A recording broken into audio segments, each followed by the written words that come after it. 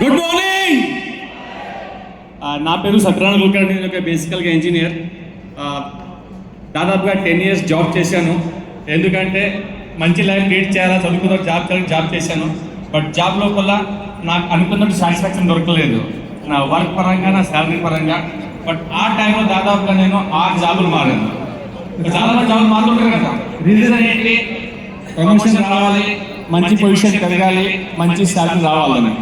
నేను చేంజ్ చేసినప్పుడల్లా డెఫినెట్గా పొజిషన్ మారేది, శాలరీ పెరిగేది, బట్ సాటిస్ఫాక్షన్ ఉండేది కాదు. ఆ టైంలో నాకు అనిపించింది ఈ జాబ్ కన్నా ఏదైనా బిజినెస్ చేస్తే బాగుంటుందని. ఒక ట్రెడిషనల్ బిజినెస్ చేయాలి. ఆ తర్వాత ఈ జాబ్లో సంపాదించి మొత్తం పోగొట్టుకున్నాను. ఒక 2 years బిజినెస్ చేసిన తర్వాత మళ్ళీ again back to the job. ఓకేనా? అట్లా జాబ్ చేసుకుంటే చేసే క్రమంలో ఓకేనా అక్కడ చూసినట్టయితే చాలా ప్రెషర్ ఉండేది. రెండోది ఒకళ్ళు చెప్పినట్టు చేయాలా, ఆ తర్వాత ఇచ్చినవి తీసుకో.